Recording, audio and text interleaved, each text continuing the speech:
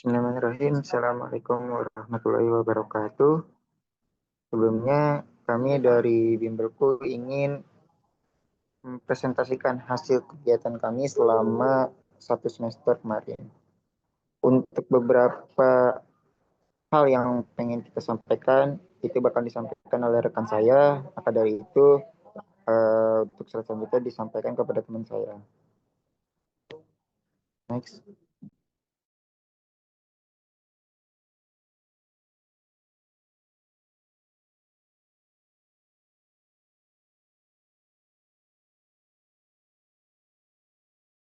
Next.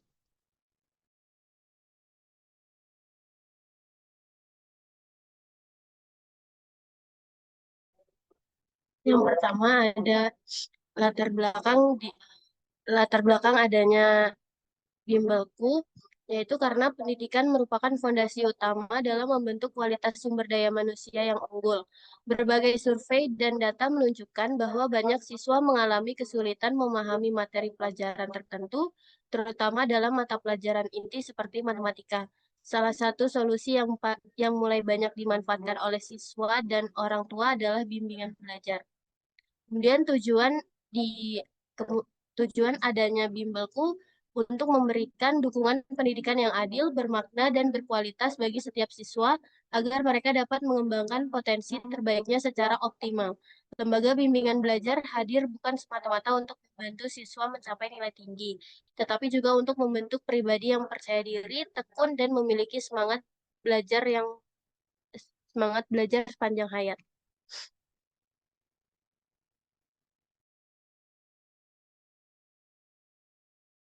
Baik, di sini saya akan membahas tentang terkait dari logo Bimbelko. Untuk huruf B itu berwajah ceria. Ekspresi ini menggambarkan ekspresi ceria dan menggemaskan, mencerminkan suasana belajar yang menyenangkan, ramah, dan bersahabat, menciptakan kesan bahwa belajar itu bisa dilakukan dengan hati yang senang. Untuk topi wisuda yang ini itu melambangkan pencapaian, keberhasilan dan tujuan akhir dari proses belajar, menunjukkan bahwa bimbingan belajar ini berorientasi pada hasil akademik dan kesuksesan siswa. Yang bagian tumpukan buku ini simbol ilmu pengetahuan dan proses belajar yang terus-menerus, menandakan bahwa Bimbelku dibangun di atas dasar pendidikan yang kuat dan komprehensif. Warna-warna cerah dan lembut ini menunjukkan bahwa warna-warna pastel seperti pink, biru, dan kuning memberikan kesan yang hangat, ramah, ramah anak, dan memotivasi. Memperkuat citra bahwa bimbel ini cocok untuk jenjang usia SD dan SMP, serta mampu menciptakan lingkungan belajar yang aman dan nyaman. Next.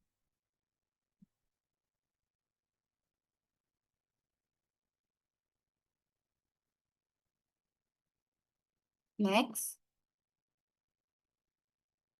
Ruang lingkup. Yang pertama, perencanaan awal program yaitu kegiatan identifikasi kebutuhan siswa dan orang tua, analisis kurikulum, serta penyusunan materi dan jadwal pembelajaran yang relevan dengan jenjang pendidikan SD dan SMP. Yang kedua, pembangunan dan persiapan media pembelajaran mencakup proses pembuatan silabus, modul, media ajar atau video, soal, dan materi dalam PDF, serta simulasi pengajaran untuk memastikan kesiapan tutor dan sistem. Yang ketiga, pelaksanaan pembelajaran, yaitu kegiatan pembelajaran daring selama 4 minggu yang melibatkan pengenalan sistem, penyampaian materi inti, latihan soal, diskusi interaktif, hingga evaluasi hasil belajar sementara. Yang keempat, manajemen dan evaluasi program, termasuk pencatatan perkembangan siswa, pelaksanaan kuis dan evaluasi pemahaman, serta identifikasi kendala teknis dan akademik yang dihadapi oleh siswa dan tutor selama proses pembelajaran berlangsung.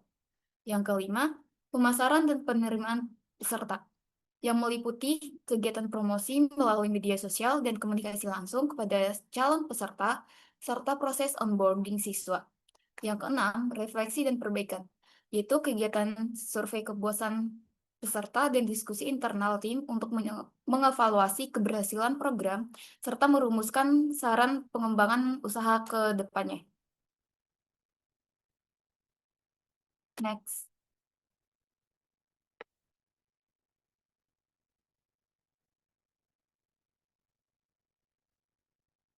visi misi. Untuk visi, kita mempunyai visi di mana menjadi platform bimbingan belajar online terpercaya yang menghadirkan pembelajaran berkualitas, mudah diakses, dan mampu meningkatkan prestasi siswa di seluruh Indonesia.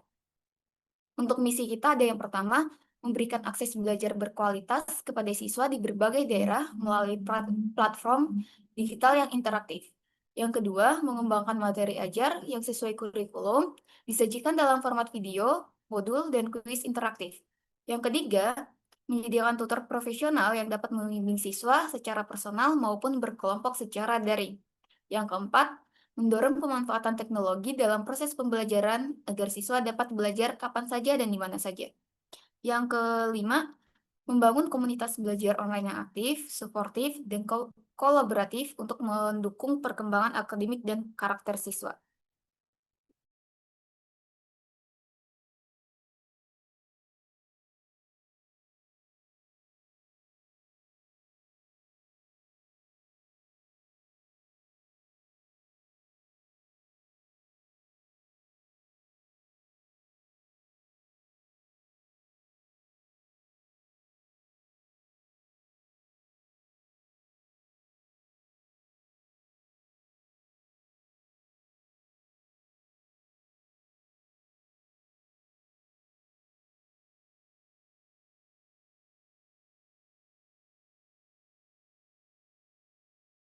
Untuk di sini ada struktur organisasinya untuk usaha bimbelku.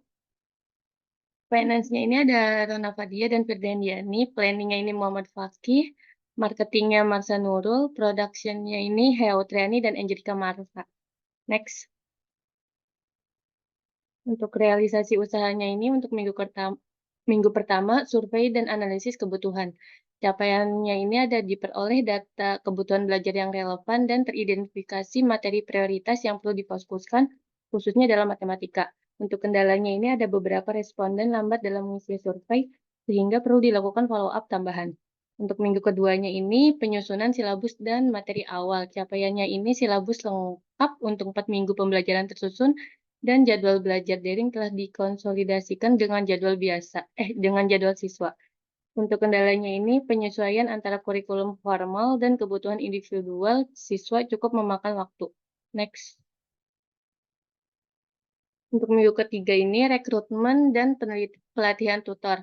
Capaiannya ini terpilihnya tutor yang sesuai dengan kriteria program dan tutor memahami teknis penggunaan platform dan metode pengajaran online.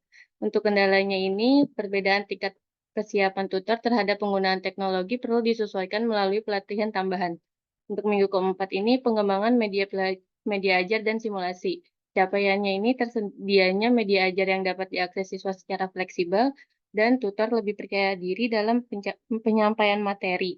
Untuk kendalanya ini, proses perekaman video mengalami kendala teknis pada awalnya, namun dapat diatasi dengan pengaturan ulang jadwal produksi. Next.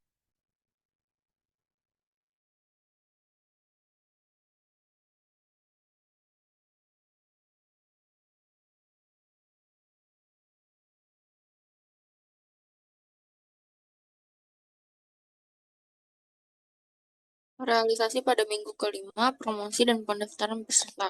Capaian yang pertamanya yaitu jumlah pendaftaran sesuai target awal.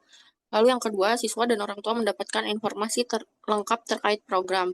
Untuk kendalanya yaitu beberapa calon peserta kesulitan dalam proses registrasi awal, sehingga tim perlu memberikan panduan tambahan secara personal. Lalu minggu ke-6, kelas perdana dan orientasi. Capaian ketiganya yaitu siswa mulai terbiasa dengan sistem kelas daring. Lalu yang keempat, memperoleh gambaran awal kemampuan siswa. Untuk kendalanya, beberapa siswa mengalami kendala jaringan internet di awal pembelajaran. Next. Realisasi pada minggu ke-7 itu pembelajaran inti dan evaluasi formatif. Untuk capaian pertamanya, peningkatan partisipasi siswa dalam kelas. Lalu yang kedua, adanya kemajuan pemahaman berdasarkan hasil evaluasi awal. Dan kendalanya itu ada di waktu yang terbatas untuk menjawab semua pertanyaan siswa dalam satu sesi. Dan di minggu ke-8 yaitu evaluasi hasil belajar dan refleksi. di mana capaian ketiganya yaitu data hasil belajar siswa terekam dengan baik. Lalu yang keempat, umumnya siswa menunjukkan peningkatan pemahaman dan kepercayaan diri. Untuk kendalanya, yaitu beberapa siswa belum menyelesaikan ujian tepat waktu karena kendala teknis atau pribadi. Next. Lalu untuk analisisnya yaitu selama 8 minggu ini pelaksanaan usaha bimbelku dilakukan perbandingan antara rencana dan realisasi untuk mengetahui sejauh mana target yang telah ditetapkan tercapai. Rencana awal menyebutkan bahwa ini bimbelku membutuhkan 15 siswa yang berlangganan paket bulanan, 15 siswa yang berlangganan paket semesteran, dan 18 siswa yang berlangganan paket tahunan agar dapat mencapai titik impas atau break-even point.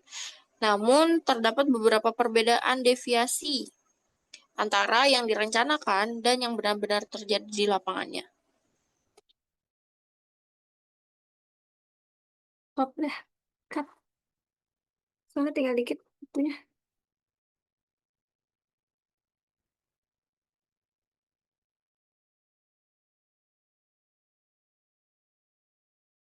Baik, selanjutnya untuk selama bimbelku ini berlangsung, siswa yang berlangganan paket bulanan dari rencana targetnya sebesar 15 siswa yang terrealisasi hanya 4 siswa dan mengalami deviasi sebesar minus 73,33%. Sedangkan siswa yang berlangganan paket tahunan dari rencana target adalah 18 siswa yang terrealisasi 0 siswa dan mengalami deviasi sebesar minus 100%.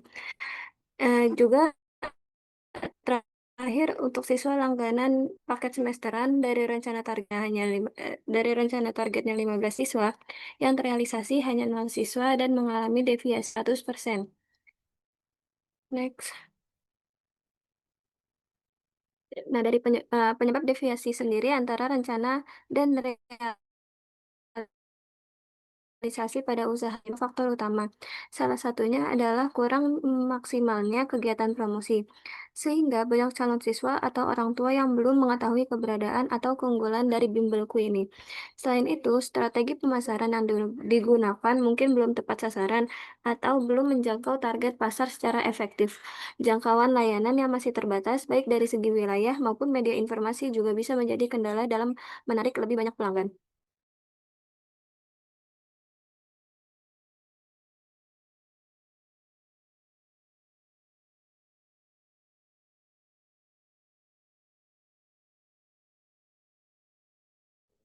Baik, jadi teman-teman ya, untuk kesimpulannya, pelaksanaan program ini bimbelku selama 8 minggu kurang lebih itu telah berjalan secara sistematis dan mencakup beberapa tahapan penting mulai dari analisis kebutuhan, analisis pasar, dan analisis berbagai macam lainnya. Tapi perlu diingat terkait dari bimbelku ini bukan semata-mata untuk